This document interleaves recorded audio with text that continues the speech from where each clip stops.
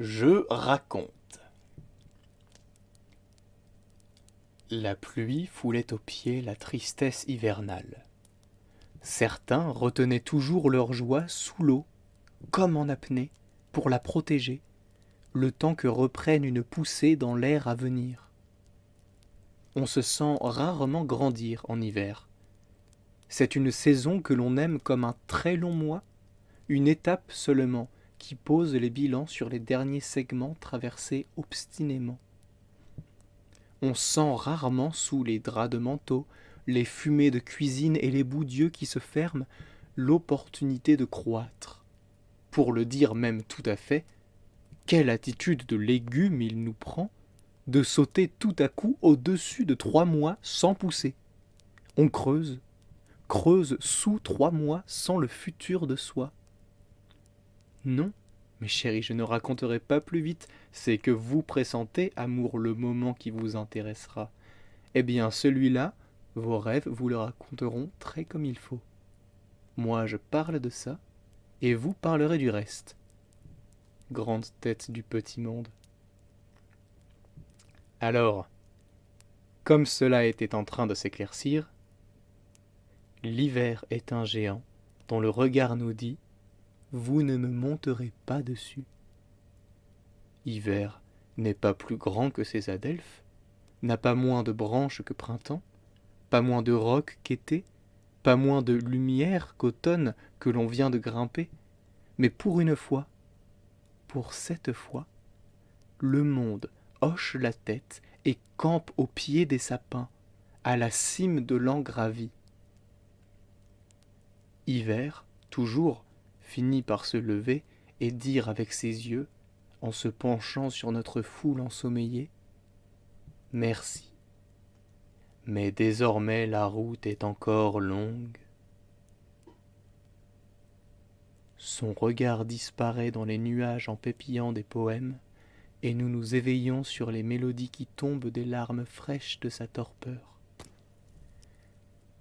À nouveau, printemps, été, automne, 3 géants à escalader avec des montres grosses comme des oranges pour indiquer les mois, et j'ai fini par croire, à force que mon grand-père me le répète, que nous ne grimpons ces 3-là que pour revoir le 4e encore une fois dans les yeux. Fixer ces 2 orbes bleu gel et leur confesser qu'après 9 mois à monter et descendre, c'était bon de se faire arrêter. Toutes les confessions se font par des cœurs affaiblis. Printemps, été, automne, connaîtront-ils un jour la forme de nos âmes? Hiver ne les rencontre jamais, et elles se reposent pour nous. Notre fatigue est à l'abri dans son sommeil, et son souvenir est grand dans notre éveil. C'est un des quelques équilibres grâce auxquels nous sommes. Tout cela, devais-je vous le raconter, car vous le saviez déjà. C'était, pour moi, si important. Il faudra désormais retenir une chose nouvelle par-dedans celle-ci. Sur l'hiver où rien ne pousse, c'est déposé, patte de chat sur une plume d'oiseau, la naissance d'une petite fille. Une fille, petite, venue en hiver. Et c'est là, vraiment, que le récit commence dans mon histoire.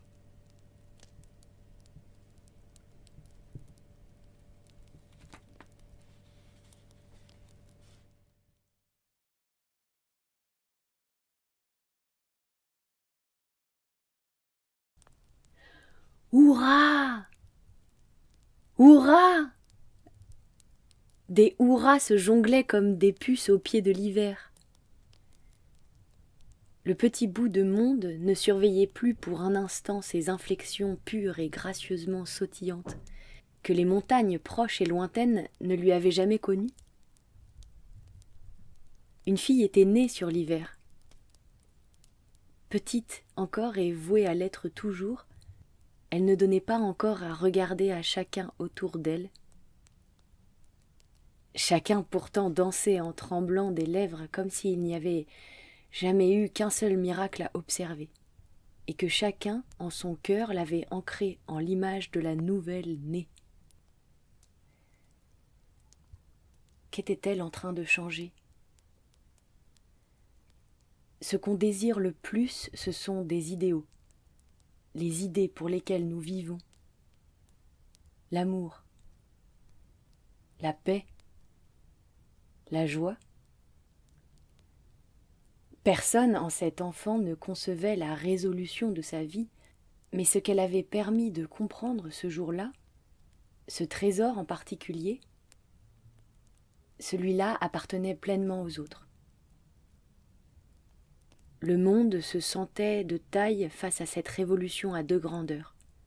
Et tandis qu'il faisait briller son quotidien dans un baume nivéal, la fille, petite, jeune à l'échelle du jour, se nommait en silence du prénom qu'épelait le paysage. Son premier savoir fut la certitude que chacun, s'il fallait l'appeler ou la désigner, ne pouvait prononcer son nom qu'avec le blanc des yeux et le pays de l'imaginaire. Cela marcherait, comme un poème, sans avoir besoin de comprendre. L'iris de chaton de sa mère pliait comme une aiguille de sapin en la reconnaissant. La grâce s'en reflétait aux alentours. Une excitation tenue prenait au ventre toute l'assemblée. Cette joie était celle d'un départ, et il faudrait attendre encore 1 an quand les dents de lait stalagmiteront sur décembre pour voir la première preuve qu'il est possible de grandir en hiver. Sur cette égale pensée, au terme d'une célébration tranquille et tamisée au premier tiers de la nuit, le bout de monde s'endormait. Personne n'admettrait jusqu'au prochain miracle que cette nuit, à l'abri des aveux, l'entière communauté s'était déjà sentie poussée. Parfois, les plus grands miracles ne sont pas des apparitions, mais des réalisations. J'aime cette histoire. Pour prononcer le nom de la fille, ma tante faisait comme ça, avec son visage. En été, ou bien quand il faisait chaud, parfois j'y pense, je me demande où elle est.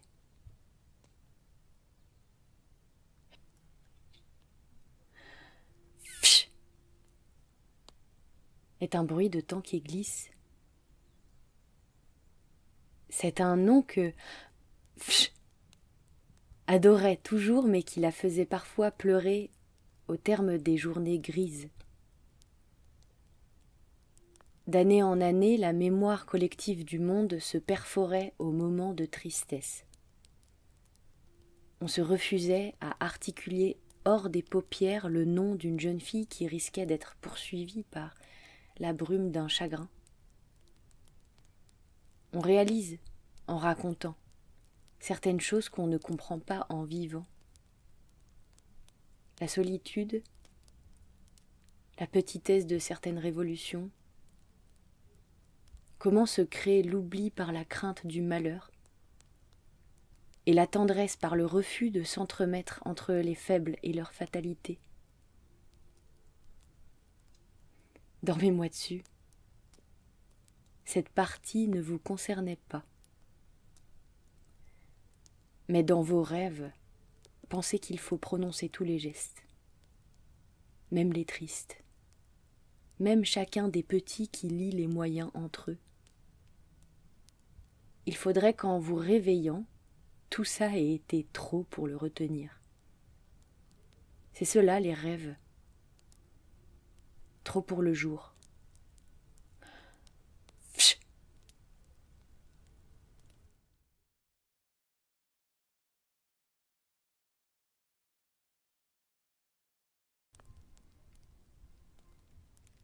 Bonjour, toi. Nous te regardions te réveiller. Non, tu n'es pas le dernier. Tu es celui dont le sommeil, cette nuit, a eu la forme la plus accrue. Il y a les sommeils longs, les sommeils perforés, Les sommeils banquises, dont on dit que la froideur est la plus forte couverture. les sommeils noctambules, qu'on roule avec des yeux de chat. Mais le sommeil C'est ce que nous regardions. est une naissance. À son commencement, on entre dans une grotte colorée de minéraux, d'insectes paisibles et de vagues. C'est beau comme quelque chose de nouveau et qui, pourtant, tout de suite fait sens. Au moment de se réveiller, on arrive au monde auquel on manquait. La famille patientant autour du ventre enceint des rêves qu'il ne faut pas troubler. De l'espérance de l'émerveillement à celle du réconfort, dormir est un voyage du cœur qui nous emmène assez loin pour faire le tour de la terre. Pendant des siècles et des siècles, nos ancêtres croyaient alors, en se réveillant, qu'elles étaient allées nulle part.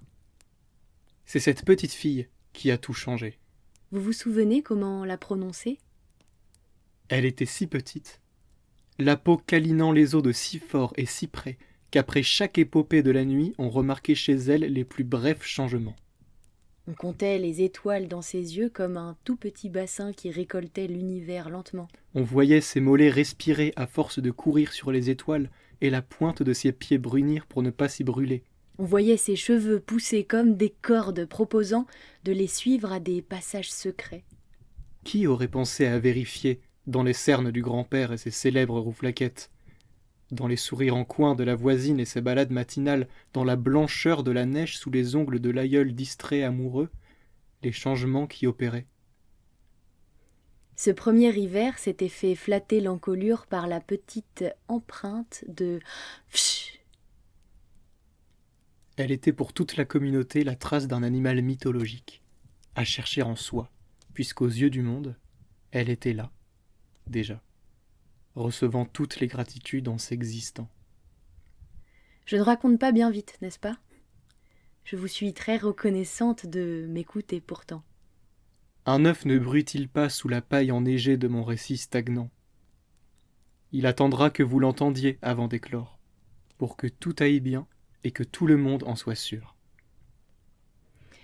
À la fin de cet hiver, le géant de la saison, comme à son habitude, déroula lentement sa colonne.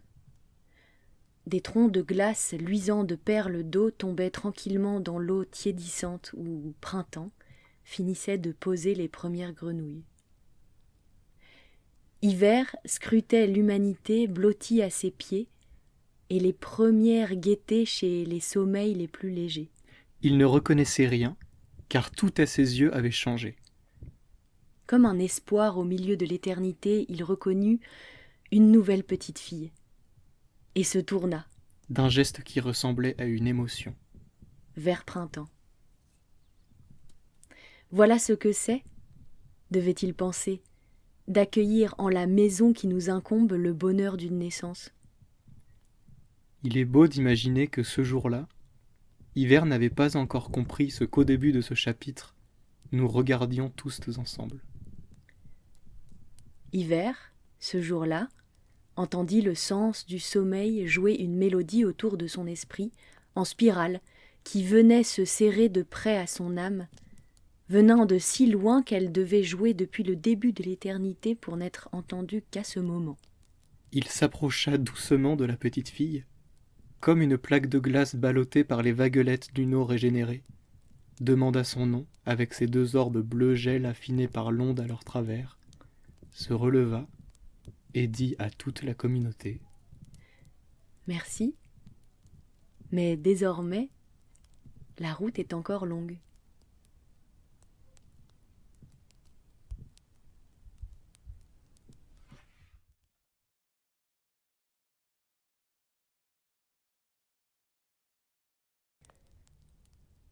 Depuis que je connais cette histoire, j'ai envie de toujours demeurer en hiver. Et je crois bien d'ailleurs que chaque année, j'y laisse une part de moi pour qu'elle joue dans la neige. Je sens mon esprit s'amuser pendant que mes mains se réchauffent avec les saisons. Il y a, heureusement, une chose que Printemps pense à déposer à l'ombre de ses arbres pour me réjouir un peu. comme une descendance au cadeau près du pied des sapins. Cette chose, c'est le vert des amandes. Il n'est qu'une couleur, et si je le touchais, c'est à l'armure de ces fruits que j'aurais à faire. Pourtant, le vert des amandes est une crème à mon esprit, un baume que j'arrondis sur ma tristesse de voir partir hiver. C'est un vert mélangé de blanc, une couleur qui fait le passage entre les deux saisons. Il y a des fruits que j'aime manger, Printemps le sait et en ramène plein ses corbeilles. Mais les amandes, d'abord, je les vois comme des amis. Les amandes sont comme des rêves dont la coque représente le sommeil. On n'aura jamais d'amande plus grosse que la taille de sa coque, mais il est toujours possible de se faire surprendre par sa forme et son goût. J'ai parfois, avec un peu de chance, 2 amandes serrées l'une contre l'autre quand j'ouvre une de ces immenses coquilles bombées qui ont été le trésor de mon enfance. Mais les fois où cela m'arriva, aujourd'hui je ne m'en souviens plus de toutes. J'ai fait des rêves formidables dans des sommeils longs, courts, fiévreux, mielleux, à l'envers ou dans l'endroit. De tout cela, je ne me souviens que d'une petite poignée. Ce n'est pas grave, parce que je sais que chacun a été important, et que si j'aime rêver, c'est parce que je l'ai fait chaque nuit, j'en suis certain. Oui, tout comme je préfère avoir mangé toutes ces amandes oubliées pour me souvenir seulement que je les aimais. Mais aujourd'hui, j'ai la parole bien facile. J'ai eu tout un tas de rêves et grignoté par autant d'amandiers. Si je suis sage, c'est parce que la sagesse a suivi mon chemin de gourmandise en naviguant sur les coques vertes que je laissais derrière moi comme des petites barques. Mais vous, outre mes histoires qui durent comme hiver, de quoi êtes-vous repu? La petite... Au sortir de son premier hiver, gigotait encore tout émerveillée par ses rêves, si enveloppant pour son petit corps qu'elle y tenait 100 fois. Les souvenirs étaient des cailloux parfaitement ronds et des galets irisés. Il fallait tous les récupérer. Alors, une fois le printemps en jeu, elle se mit dès le jour à rêvasser aux songes qui la feraient pousser la nuit. Ce n'est même pas de l'impatience. C'est ce que j'appelle du bonheur. Mais instantanément, on arrêta de trouver le matin les signatures de ces histoires oniriques. Psst, ne poussez plus. Rêvait-elle encore? Mon grand-père me disait tout le temps, il faut tout de suite y croire, car ce n'est qu'au prochain hiver de l'histoire qu'on apprendra qu'elle rêve et qu'elle grandit toujours. Et si je n'y crois pas, lui demandai-je. C'est trop tard, je te l'ai déjà dit. Et puis il reprenait sur le deuxième hiver, sans jamais me raconter les autres saisons. C'est la fête à l'hiver, cette histoire taillée dans la glace ne peut pas réchauffer les cœurs si elles fond au soleil. Après avoir parcouru printemps, été et automne, le monde continuait à marcher tranquillement, ralentissant le pas pour arriver paisible devant les 2 orbes soporifiques d'hiver. Malgré cette allure légère qui présageait le retour d'une saison de rêve,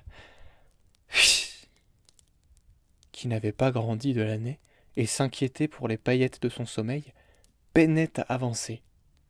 Ses jambes encore faibles avaient bien trop marché cette année. Encore le plus petit des efforts et tu vivras au solstice la plus belle et chaude des nuits d'images, lui disaient ses parents, qui nerveusement cherchaient des yeux les mandarines aux arbres et les hiboux par tôt dans les après-midi. L'hiver tardait à se faire reconnaître. C'était curieux, mais le monde continuait à marcher, jusqu'à ce que, abouti par une fatigue que personne de son âge n'avait jamais connue, se pose au milieu du chemin et, sans consulter, s'endorme. On commença à dire qu'il n'était pas sérieux de se poser maintenant, en vue du retard que le groupe semblait avoir pris. On songea même avec beaucoup de regret, à réveiller la fillette, lorsqu'elle se mit à irradier une vague d'énergie invitant au sommeil le plus profond. Cela sentait l'odeur de sapins miniatures dont les troncs eussent été des bâtonnets de cannelle et les cimes étoilées de miel et d'épices. On sentait dans la houle la chaleur du petit cœur qui les eût fabriqués. Tandis que l'émotion faisait événement, le corps de innocemment allongé en travers de la route se mettait à pousser et bloquer carrément le passage. La jeune fille semblait courir dans ses rêves contre la championne de la lumière, tant de retard elle supprima le doute dans ce que ses proches voyaient advenir. Il n'était même plus possible de poursuivre le chemin, si quelqu'un l'avait voulu. On s'installa alors, dans une démarche nouvelle mais familière, au pied de pour préparer la nuit. Elle laissa s'échapper un bâillement par un remous de sommeil et, comme recréant le paysage de son rêve le plus cher, le soleil se coucha. Les branches se candirent de fruits lumineux et la neige tomba. On essaya, tant pis, de réveiller pour la prévenir du miracle, en entr'ouvrant pour une seule seconde les paupières, posant sur sa famille un regard bleu gel lisse comme la glace, elle dit « Vous ne me monterez pas dessus » et retourna dormir. On appela son nom, encore, pour foule de raisons. C'est le paysage qui s'épelait, prolongeant la berceuse de nouveau calendrier d'un hiver inédit.